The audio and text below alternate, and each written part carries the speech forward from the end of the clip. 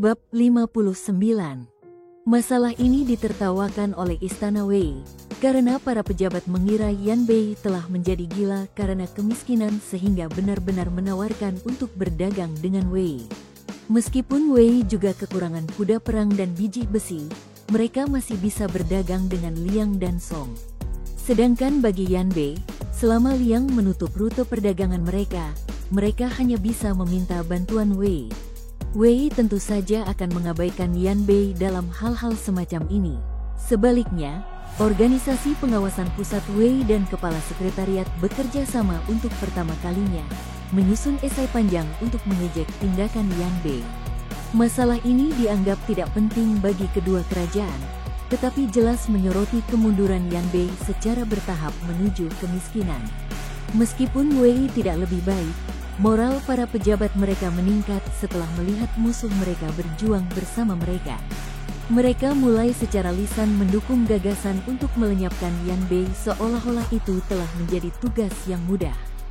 Bahkan beberapa kerabat keluarga kerajaan yang ditempatkan di luar ibu kota menulis surat kepada Yuan Yue, meminta agar dia segera menyerbu Yan Bei untuk melenyapkan semua pengemis di sana.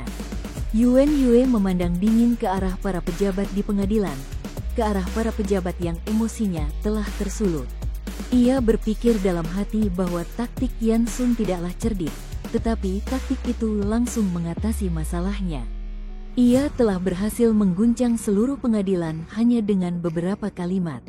Ketika dia mengucapkan kata-kata ini, Chu Qiao merasa gelisah. Yuan Yue memiliki proses berpikir yang lebih mendalam dibandingkan dengan orang normal.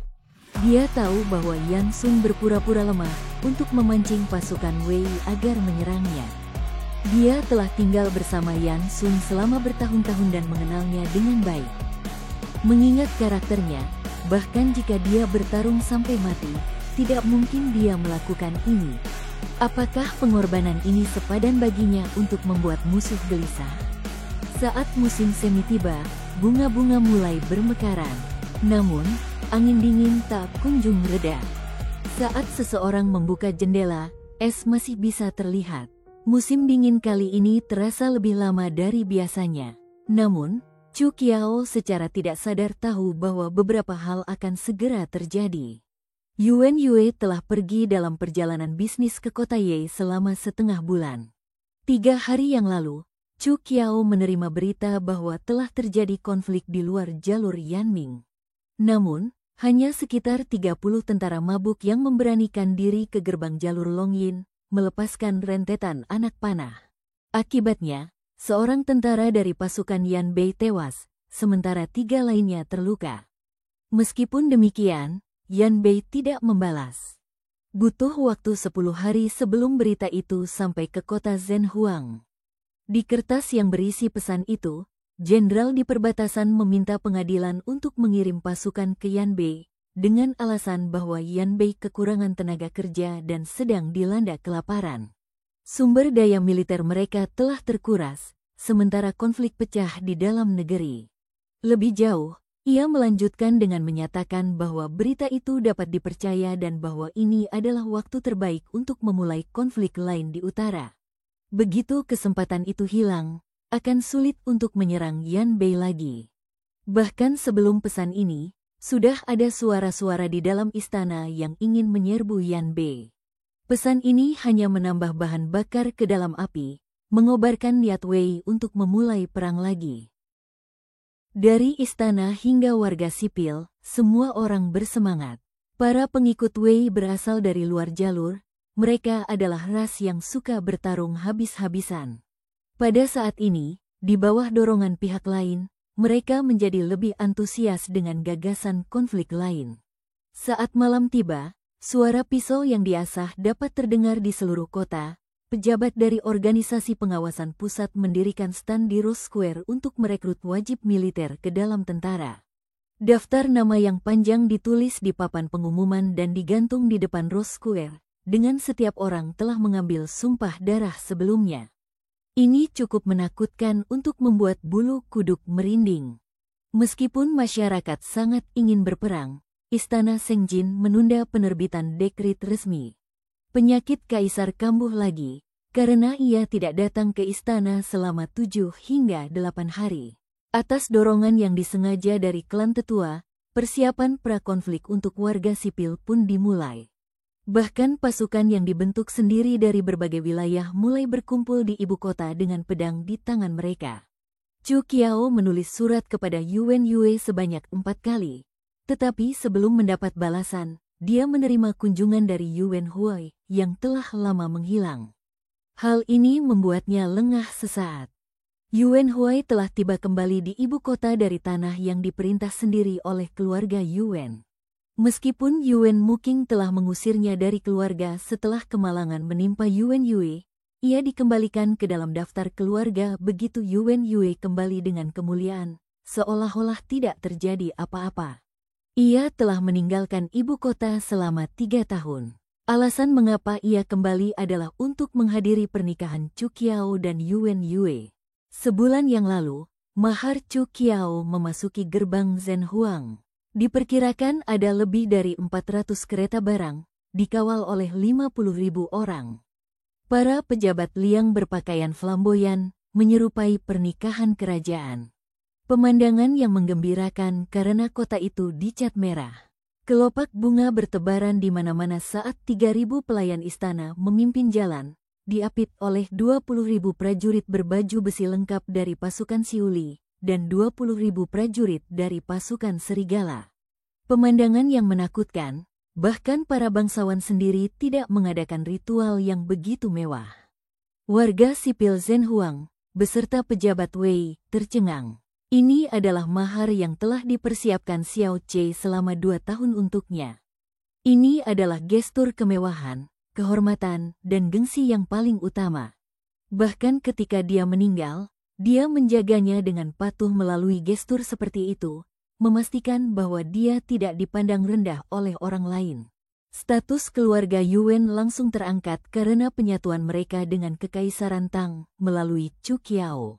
Yuan Muking, yang telah dirundung penyakit, kembali dari tanah yang diperintahnya sendiri, terlibat dalam formalitas dengan pejabat Liang. Yuan Yue, dengan akalnya, berhasil mengumpulkan banyak kerabat jauh dari keluarga Jing. Banyak di antaranya bahkan belum pernah dilihat Chu Qiao sebelumnya. Namun, orang-orang tua berambut putih ini berteriak saat melihatnya, mengungkapkan betapa mereka merindukannya, karena sudah bertahun-tahun tidak melihatnya. Beberapa orang tua dari keluarga Jing diberi tempat tinggal di kediaman kepala marsekal. Meskipun Chu Qiao tidak memiliki kesan yang baik terhadap mereka, Yuan Yue memerintahkan para pelayannya untuk memperlakukan mereka dengan baik.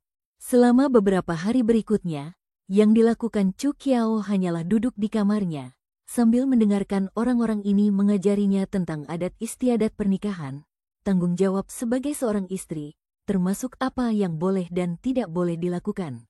Menjelang hari pernikahannya, ia merasa semakin gelisah.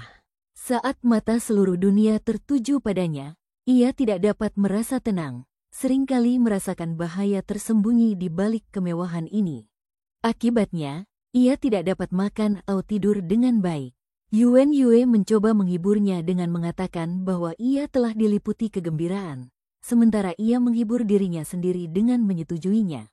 Ia berharap bahwa itu hanya sekadar kesedihan menjelang pernikahan, bukan firasat buruk yang disebabkan oleh indera keenamnya. Namun, setelah Yuan Yue pergi, kegelisahannya mulai terlihat lebih jelas. Setelah itu, informasi aneh dari Yan Bei dan masalah di pengadilan hanya memperburuk keadaan emosinya saat ini. Dia hanya bisa duduk dan menonton sambil mengambil tindakan pencegahan yang diperlukan, sambil menunggu Yuan Yue kembali untuk menghadiri pernikahan. Sinar matahari bersinar melalui kanopi, mewarnai pemandangan dengan warna keemasan. Bayangan bunga-bunga diproyeksikan ke dalam ruangan dan matanya melalui cabang-cabang pohon willow. Dia memegang kop surat di antara jari-jarinya, yang berbau seperti pelindung tubuh dan bubuk mesiu. Kata-kata itu ditulis dengan kuat dan berlimpah. Chu Qiao mengenakan gaun putih pucat saat dia bersandar di tikar yang lembut. Sebuah sangkar burung tergantung di dekat jendela, dengan gerbangnya terbuka. Seekor burung putih dengan 3 bulu merah di ekornya tidur di dalam sangkar dengan malas, tanpa sikapnya yang biasa. Yueki berkata bahwa ini adalah hewan peliharaan pribadi Yuan Yue, seekor burung hantu salju.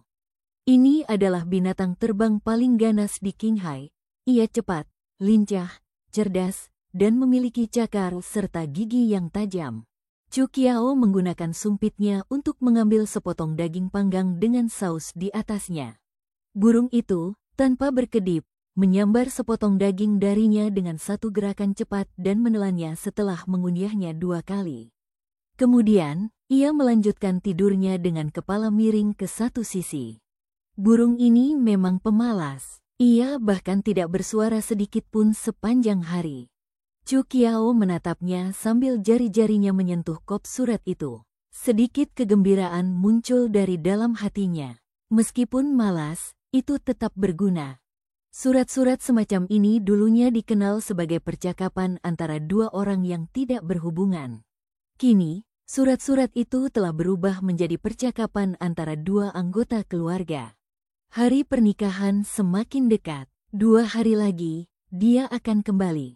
Setelah itu, dia akan mengenakan mahkota dan jubahnya, lalu menaiki sedan mewah.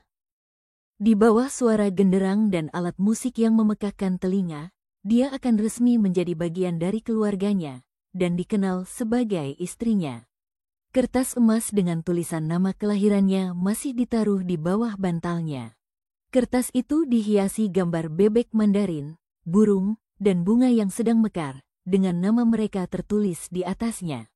Chu Qiao berpikir dalam hati, mungkin dialah burung hantu salju dari Qinghai yang sudah melupakan keganasannya dan keinginannya untuk membunuh. Dia memilih menjalani hidup bahagia setelah itu dengan damai di dalam rumah emas. Dia tidak ingin keluar lagi. Ada banyak pintu di dunia ini. Pintu-pintu yang menghalangi kemajuan manusia seringkali tidak terlihat. Dia adalah kepala marsekal pasukan Wei, dan seorang tuan tanah feodal dengan gelar adipati. Dia akan menikah dengan keluarganya seperti seorang putri, mas kawinnya dikumpulkan seluruhnya di halaman, tampak seperti tempat harta karun. Orang-orang yang bertanggung jawab atas pakaian istana memilih pakaian pernikahannya. Dia juga menerima banyak hadiah dari keluarga kerajaan, karena istana itu penuh sesak. Dia juga bersikap lebih bersemangat, yang jarang terjadi. Kadang-kadang, dia akan membolak-balik hadiah bersama Jingjing, Mei Xiang, dan Huaner. Karena mereka belum pernah melihat banyak hal di dunia sebelumnya, saat melihat hadiah langka, mereka akan berseru kegirangan, bertingkah seperti orang desa. Malam ini, ia akan pindah ke rumah besar keluarga Yuan, karena kepala keluarga Yuan membantunya mengerjakan persiapan pernikahan.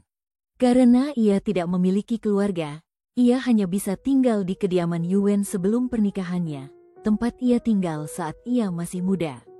Dari sana, ia akan secara resmi memasuki kediaman kepala marsekal, menjadi istrinya. Waktu berlalu dengan cepat, tak lama kemudian, fajar menyingsing, menandakan dimulainya hari berikutnya.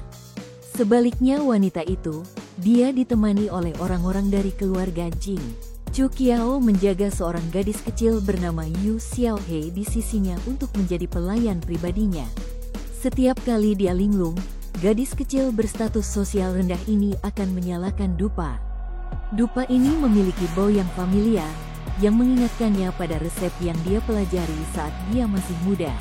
Meskipun campuran tanaman obat itu tidak bernilai mahal, namun baunya yang menyengat dapat menenangkan jiwa, sehingga orang yang menderita mimpi buruk dapat tidur nyenyak. 2 hari kemudian, seorang pelayan datang dengan berita bahwa Yuan Yue telah tiba kembali di kota, dan bahwa ia telah mengunjungi orang tuanya di kediaman keluarga tertua. Namun, karena tradisi, ia tidak diizinkan untuk mengunjunginya. Ketika ia mendengar berita itu, ia sedang mandi air hangat. Seorang pelayan menyerahkan sepucuk surat kepadanya sambil membukanya dengan tangannya yang basah.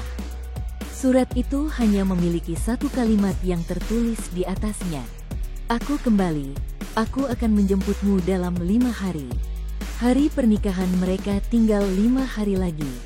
Malam itu, Chu Qiao menyingkirkan tanaman merambat yang sudah kering, menyebabkan bubuk putih menempel di tangannya.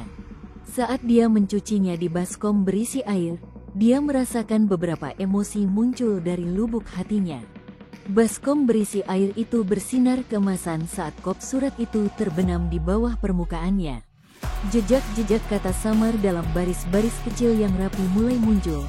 Itulah pesan sebenarnya yang ingin disampaikannya, yang tersembunyi di bawah permukaan surat itu.